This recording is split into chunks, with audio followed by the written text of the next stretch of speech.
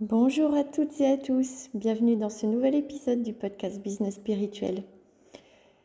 Alors aujourd'hui, on va aborder un sujet qui est peu abordé à vrai dire, mais pourtant tout le monde, ou presque, aimerait bien l'être. Être quoi? Être un leader intuitif. Il y a beaucoup de personnes qui aimeraient être des leaders de leur vie, des leaders de leur entreprise, des leaders même dans leur famille, etc. Et généralement, quand on parle de leadership, on raccroche ça à la matière, au monde physique. Mais être un leader dans la matière, c'est d'abord être un leader dans l'invisible. Parce que comme vous le savez peut-être, tout ce que l'on voit dans la matière, dans le monde physique, a déjà été créé dans l'énergie auparavant. Alors, qu'est-ce que c'est que être un leader intuitif? C'est la question qu'on va aborder aujourd'hui. Le leadership, c'est quoi? En fait, le leadership, on l'associe généralement à des compétences de direction ou managériales, mais ça ne se limite pas vraiment à ça. Et beaucoup de personnes confondent le leadership avec le contrôle et le pouvoir notamment. On dit généralement d'une personne qu'elle est leader, qu'elle a le contrôle, qu'elle exerce un grand pouvoir. Mais le leadership, en réalité, c'est totalement à l'opposé de ça. Le leadership, c'est surtout la maîtrise et la puissance, ce qui est vraiment bien différent du contrôle et du pouvoir. Le contrôle et le pouvoir entraînent toujours à un moment l'enfermement dans des schémas de pensée qui sont plutôt restreints et ça entraîne aussi de la confusion à des degrés différents. Regardez, il suffit juste d'observer ce que le contrôle et le pouvoir peuvent donner même à l'échelle d'un pays ou de la planète entière. Et là, vous allez pouvoir très clairement imaginer ce que le contrôle et le pouvoir peuvent avoir comme conséquence à un niveau micro, pas macro mais micro, à l'échelle par exemple d'un business ou dans les relations humaines. Tandis que la maîtrise et la puissance sont totalement à l'opposé puisque la maîtrise et la puissance sont source d'ouverture, de liberté, de clarté, de respect et donc de réussite. C'est quoi un leader? Un leader, c'est une personne qui sait se maîtriser parce qu'il se connecte à sa puissance intérieure. Et l'un de ses buts, c'est aussi de connecter les autres à leur propre puissance intérieure. Imaginons que vous êtes un de mes clients et que je veuille contrôler vos mots, votre manière de penser et vos actions en vous disant que ce que vous dites, par exemple, c'est nul, que ce que vous faites n'est jamais bien. Et même que je vous punis en vous disant « Toi, tu seras privé du prochain coaching pour mauvais comportement. » Non mais imaginez ça un peu.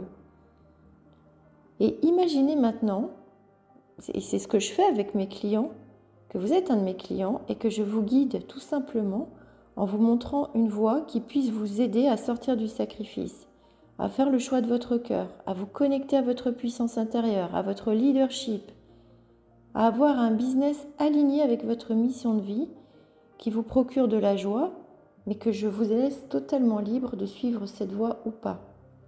Vous voyez bien que les deux visions sont totalement opposées en termes d'énergie et donc de conséquences pour soi-même, les autres et notre business en fait.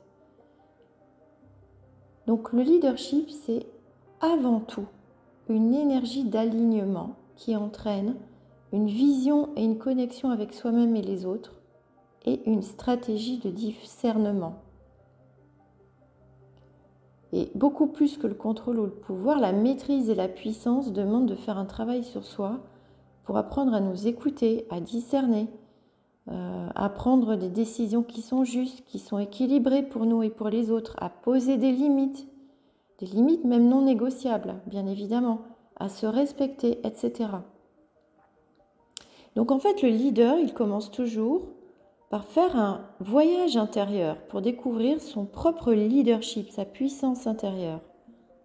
Et il la trouve en se connectant à ce que veut son cœur, à son intuition.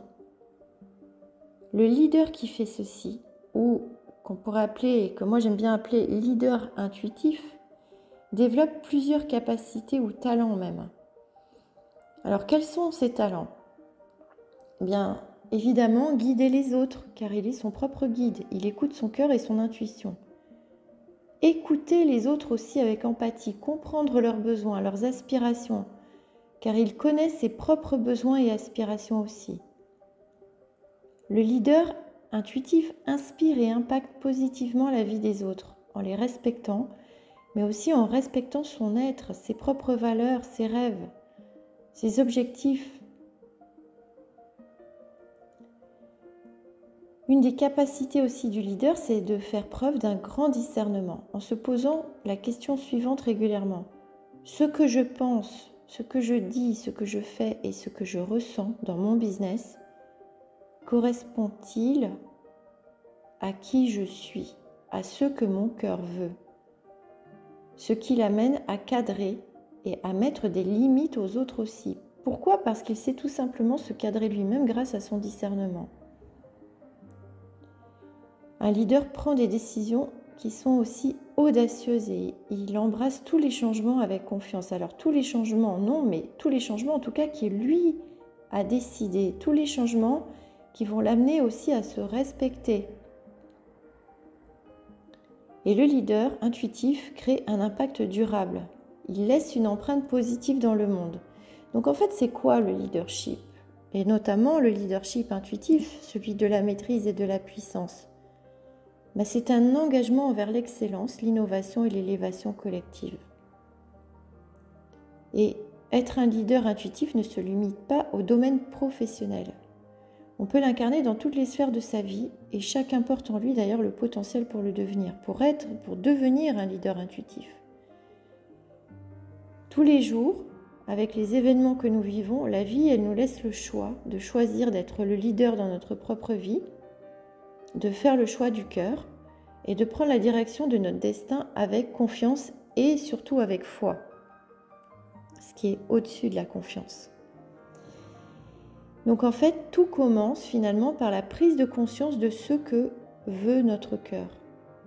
Si nous savons l'écouter, nous savons qui nous sommes. Et si nous savons le choisir, eh bien, nous nous connectons à notre propre puissance intérieure et cela a un impact positif pour nous et le monde qui nous entoure.